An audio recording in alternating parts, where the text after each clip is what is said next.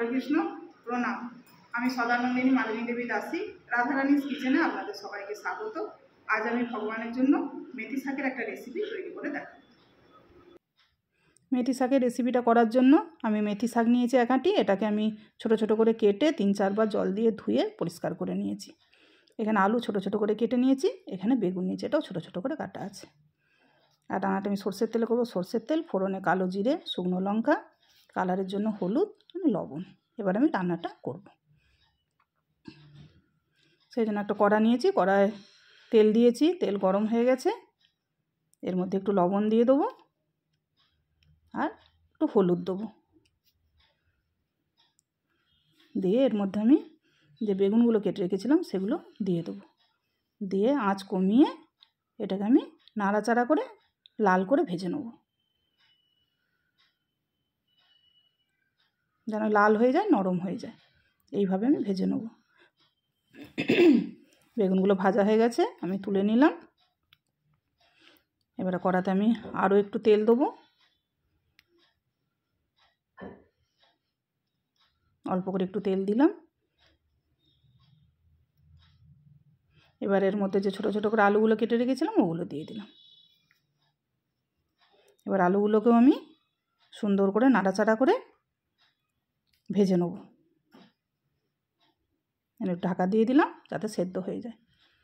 আলুগুলো ভাজা হয়ে গেছে, সুন্দর সেদ্ধ হয়ে গেছে। এগুলোকে আমি তুলে নেব। মাঝখানে আমি আবার ঢাকা খুলে এতে লবণ দিয়েছিলাম, ওটা দেখানো হয়নি। আপনারা ভাজার সময় লবণ দিয়ে দেবেন। এবার একটু তেল দিয়েছি, দিয়ে ফোড়নটা দিয়ে দিলাম, কালো জিরে আর শুকনো লঙ্কা। এটা ভাজা হয়ে সুন্দর গন্ধ বেরোবে যখন, তখন এর মধ্যে আমি যে শাকগুলো ধুয়ে সুন্দর করে কেটে রেখেছিলাম এগুলো আমি দিয়ে দিলাম। দিয়ে শাকগুলোকে আমি সুন্দর করে ভাজতে থাকবো, একদম নরম হওয়া পর্যন্ত এটাকে আমি ভেজে নেব।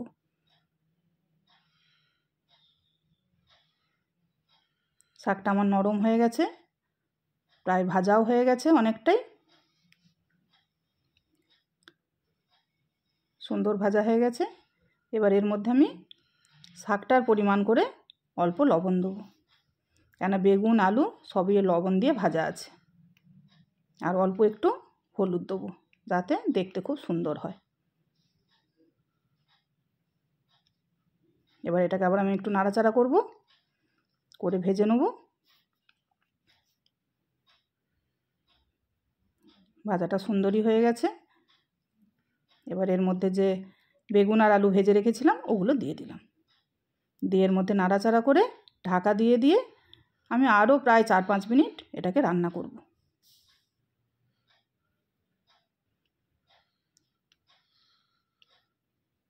ঢাকা দিয়ে দিলাম।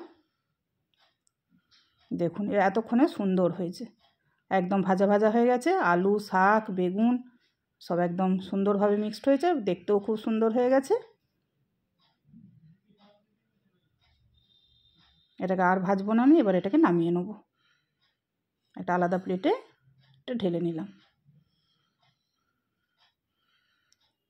দিয়ে স্বাদটাকে আরও সুন্দর করার জন্য আমি একটু বড়ি ভেজে রেখেছিলাম। এটা অপশনাল, আপনারা দিতেও পারেন নাও পারেন, কিন্তু দিলে খেতে খুব সুন্দর হবে। আমি বড়িগুলোকে একটু গুঁড়ো করে নেব, হাতে করে টিপে গুঁড়ো করে নিয়ে আমি এর উপরে সুন্দর করে ছড়িয়ে দেবো। এটা আপনারা দিতেও পারেন নাও পারেন। এইভাবে আমি দিয়ে দেবো। দিয়ে আমি গরম ভাতের সাথে নিবেদন করব। তুলসীপত্র দিলাম, দিয়ে ভগবানকে নিবেদন করব। হরে কৃষ্ণ। ভুল ত্রুটি হলে ক্ষমা করবেন। প্রণাম।